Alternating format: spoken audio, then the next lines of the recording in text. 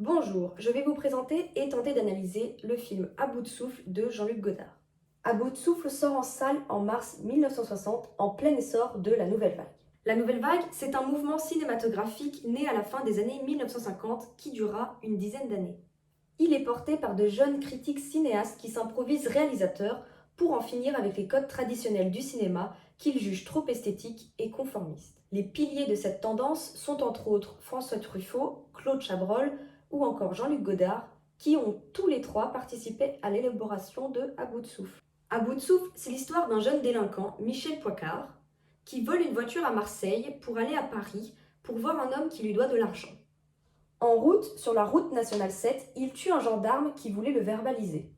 Arrivé à Paris, il retrouve une jeune américaine qui travaille au New York Herald Tribune, Patricia, avec qui il a une relation. Michel veut à tout prix s'enfuir vers l'Italie avec elle après avoir récupéré l'argent. Mais il sera identifié comme l'assassin du policier et son visage sera divulgué dans les journaux, notamment celui de François. Et Patricia, qui ne le dénonce pas au début, finit par appeler les gendarmes afin de forcer Michel à la quitter et à la laisser tranquille, pour qu'il s'enfuit vers l'Italie, mais sans elle. Finalement, il décide de rester car il se dit fatigué et sera abattu par les policiers en toute fin de film. Mais comme le dit si bien Michel Hazanavicius, grand réalisateur français qui a notamment réalisé The Artist, dans une interview, je dirais que l'histoire n'est pas l'élément principal du film, en parlant de À bout de souffle. Nous allons voir dans un premier temps en quoi ce film s'inscrit bien dans le mouvement de la nouvelle vague, puis quelles sont les nouveautés qu'il apporte. Enfin, je vous donnerai mon avis personnel sur ce film et quelques analyses. Pour commencer, la nouvelle vague est donc un mouvement cinématographique qui a pour volonté de casser les codes traditionnels du cinéma de cette époque. Fini les tournages en studio et les lourdes caméras de studio, on tourne en extérieur avec des caméras légères et portables, ce qui rend tous les décors beaucoup plus naturels. Dans À bout de souffle, on retrouve ces nouveaux éléments de décor. Jean-Luc Godard nous emmène aux quatre coins de Paris. Il y a une réelle volonté de simplicité concernant les décors. Les personnages évoluent dans le quartier latin, sur les Champs-Élysées, à Montparnasse, et se retrouvent dans des chambres d'hôtel modestes. Ainsi, À bout de souffle s'apparente à un réel documentaire ou même un reportage sur le Paris de l'été 1959, été où a été tourné À bout de souffle.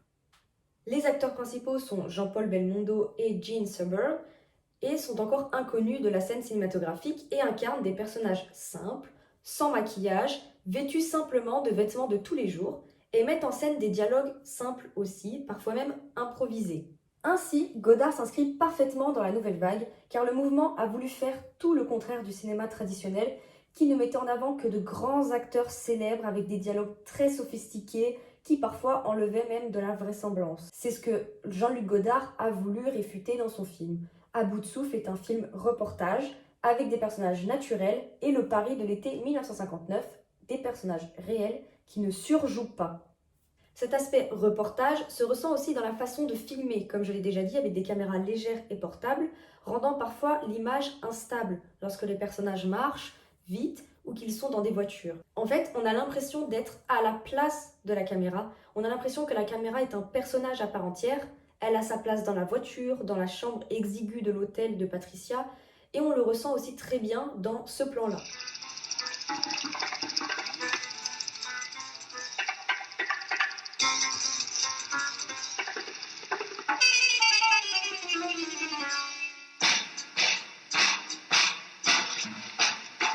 Parti il y a 5 minutes. Ici donc, la caméra reste dans le taxi avec Patricia et le chauffeur pendant que Michel part chercher quelque chose. Ainsi, À bout de souffle rentre parfaitement dans le mouvement de la nouvelle vague, en s'inscrivant dans la même volonté de casser les codes traditionnels du cinéma français. Mais nous allons voir dans une deuxième partie que le film s'affirme différemment des films de ses confrères. Si Godard souhaite renverser les règles esthétiques et conformistes du cinéma français à l'instar de ses confrères Truffaut ou Chabrol, il prendra des tournures artistiques propres à lui. Avec À bout de souffle, Godard veut frapper plus fort que les premiers longs métrages de ses prédécesseurs. Le premier choix esthétique, qui était initialement à cause d'un manque budgétaire comme beaucoup de films de la nouvelle vague, et qui saute aux yeux, est celui de la rapidité. Le réalisateur supprime les génériques, entrecoupe même des séquences de dialogue pour aller plus vite dans l'histoire, comme dans la scène avec le journaliste anglais. Je vais vous la raconter. Ça vous changera les idées. C'est une fille que je connais depuis 2 ans. Tout à coup, il y a 3 jours, je me suis dit, je vais lui dire qu'on devrait coucher ensemble. Je n'y avais jamais pensé avant. Alors je lui donne rendez-vous, on déjeune ensemble. Je voulais lui dire, voilà, on est bons amis, je trouve qu'on devrait coucher ensemble. Pourquoi, comme ça? Et je ne sais pas. Mais Godard va aussi aller encore plus loin dans l'expérimentation de la caméra, dans le choix de ses plans et de ses angles de vue, avec aussi cet extrait.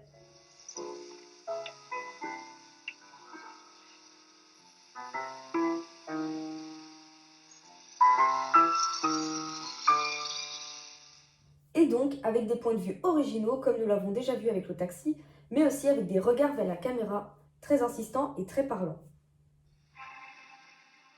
Si vous n'aimez pas la mer, si vous n'aimez pas la montagne, si vous n'aimez pas la ville, allez vous faire foutre.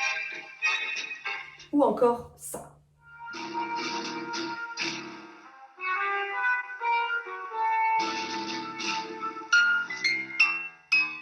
J'ai remarqué aussi un jeu intéressant dans la recherche de l'avancée de l'histoire, avec l'inscription sur des bâtiments de la suite du film et de la montée du suspense en fin de film, quand Michel est traqué avec ces 2 extraits.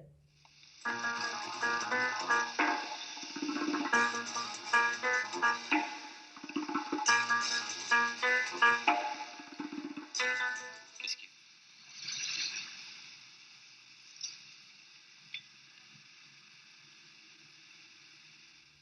Enfin, ce qui diffère des autres films de la Nouvelle Vague, à mon sens, c'est que les personnages de À bout de souffle restent uniques et inimitables, notamment Michel, le personnage principal, qui représente un nouveau type de protagoniste, beaucoup plus moderne, naturel et moins contraint par un script. Il incarne une série de jugements sexistes, mais aussi de réflexions sur la lâcheté, la sincérité, et une vision très amère des relations entre les hommes et les femmes. Mais on se remémore le personnage de Michel essentiellement pour sa voix et sa gestuelle particulière, souvent cadrée en plan serré, avec le geste de son pouce sur sa bouche.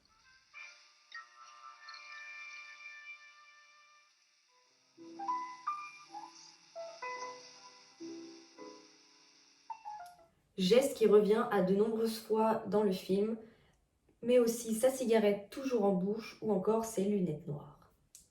Avec ce film, Godard a réalisé son plus grand triomphe public, avec environ 260 000 entrées en exclusivité à Paris, et s'il refera plusieurs autres films criminels comme Bande à part ou Alphaville, À bout de souffle reste le film modèle au sein du mouvement de la Nouvelle Vague.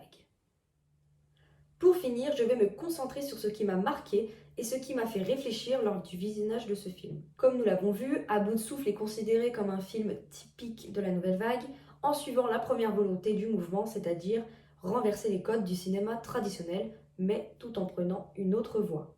Tout d'abord, j'ai été sensible aux nombreuses références littéraires, picturales, musicales, cinématographiques, parsemées tout au long du film, qui contrastent fortement avec le vocabulaire et l'ambiance que renvoie le film avec les expressions populaires, comme la très célèbre « dégueulasse ».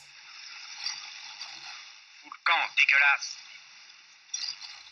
En effet, dans À bout de souffle, on retrouve par exemple des références à la peinture telles que Renoir, C'est un très grand peintre noir. J'ai dit pas mal. à la musique avec Mozart, Qu'est-ce que tu mets comme disque? Le concerto pour clarinette de Mozart. Ça t'ennuie? mais aussi au cinéma, Boggy. ou encore à de la littérature avec ce gros plan sur un livre. Mon père, c'était le génie de la clarinette. On va dormir? En ce qui concerne la bande sonore du film, elle met en scène le réel de la vie parisienne avec des bruits de klaxons, des moteurs de voiture, mais aussi ce qui m'a marqué, ce sont les sirènes de police ou la musique de radio qui prend parfois le dessus sur les dialogues même des personnages. On n'entend même plus parler les personnages. Et surtout, il convient de parler de la musique qui est composée par Martial Solal, dont la plus mémorable reste la musique qui accompagne les scènes de suspense entre la police et Michel.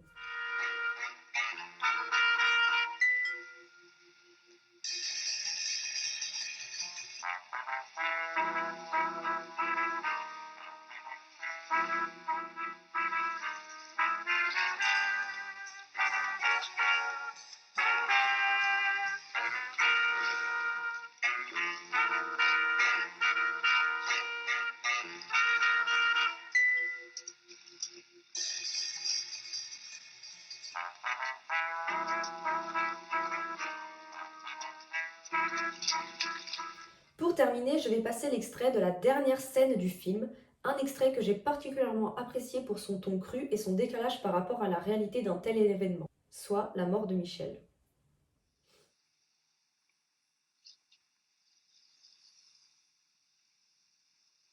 C'est vraiment dégueulasse.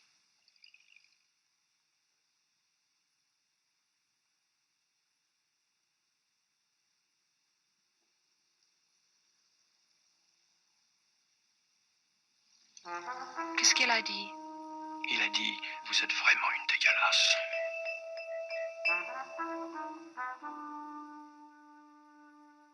Qu'est-ce que c'est dégueulasse?